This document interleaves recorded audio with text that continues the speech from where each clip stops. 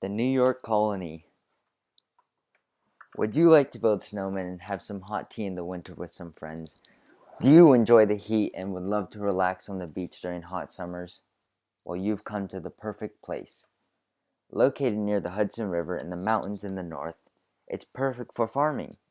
Since New York is in the part of the middle colonies, you will always have someone coming through to trade with and sell your goods. We also have iron ore, coal, furs, and timber to profit from. What a great deal! No wonder people call us the breadbasket colony. We have so much wheat. Guess what? Our cold climate in the winters makes it hard for diseases to spread, unlike those southern colonies. So you'll be safe and have lots of fun. Since New York is in the middle of all the action, you'll always have someone to sell your goods and or trade with. There are also lots of new people to meet, especially since we are very diverse in all settings. We love peace and love. That's why the Dutch acquired the land from the natives via trading, not vicious battling or death. Many of the early settlers were immigrants from many different countries. Thus, we love everyone. What defines New York are the many diverse groups of people, important events, and important people that help pave New York. First off, Henry Hudson. In 1609, Henry Hudson sailed up to what was then an unknown waterway. He expected to find a way to the Pacific Ocean.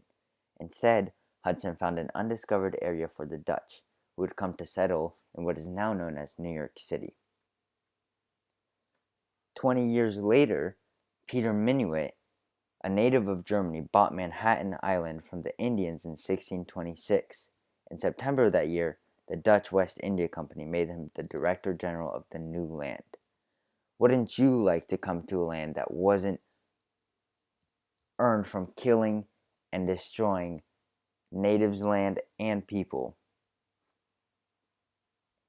The last very important person that helped pave what New York is right now is Peter Stuyvesant. Peter came to the Dutch colony in 1647. He had previous experience as the Director General in the West Indies for the Dutch West India Company, and brought that experience to make immediate changes to a chaotic and corrupt government in New York. Stuyvesant forced the closure of taverns and brothels. He also made laws that all citizens had to attend church and demanded that natives get fair payment for work. New York is a perfect place because of Peter Stuyvesant. There are laws in place that ensure that you are safe and that you are able to prosper to your full capacity. Because of these many people, New York is now a very prosperous colony, and we are awaiting your arrival. In about 163 years, people will actually have the right to freedom of religion.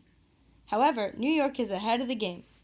New York has considerable religious freedom. It was one of the main reasons for traveling to the New World in the first place. New York does have a lot of Protestants because the Dutch and English who first colonized the land were Protestant and wanted their colonies to follow suit. But everyone is accepted and welcomed with love, no matter their religious affiliation. In terms of our economy, well, do you want to get rich? Come to New York. You can make a bunch of money trading lumber and fur. New York has all of the newest fur trends, so that's a great place to earn money. Are you good at sales? You could be a merchant or a trader, meet new people, get to know some Native Americans. New Yorkers are very self-sufficient too. We grow our own crops. You can grow corn, tobacco, wheat, you name it, you can grow it yourself. Are you strong or want to get stronger? You can make money and work out at the same time, like a 2-for-1 deal that you can't pass up. You can mine for iron that's to send to England, become much stronger, and also make money at the same time. New York clearly has style. We are up to date on all of our newest trends. For example, clothing. In colonial New York, women wear long gowns, petticoats, bonnets, and a coat-like gown called a mantle. Men more traditionally wear breeches of a tan color and long, billowy coats called the German Kontouche. In terms of lifestyle, for the kids, parents, you can have your kids educated in New York, where they can be safe and smart. Adults, y'all can farm, mine, or trade with Native Americans and other colonial villages. In terms of food, tea time is a very popular and regular event that begins at 3 p.m. and ends at 6. Popular dishes served at tea time are slices of fat pork, immense apple pies, and preserved peaches, also known as the 3 Ps: pies, peaches, and pork. It brings all of us together and helps us grow stronger as a community. Why should you move to New York? Is that even a question? Do you want to have snowball fights in the winter? Beach days in the summer? Do you want to be your own boss and have your own farm? There's an incredible amount of diversity. It's one of our mottos, and there's no judgment for what you believe in or where you come from. Don't live a life restricted or controlled by the authorities. Come to New York, where you can get rich through farming, mining, or trading. You can meet Native Americans and other colonials and build new relationships and have amazing experiences that you will remember forever.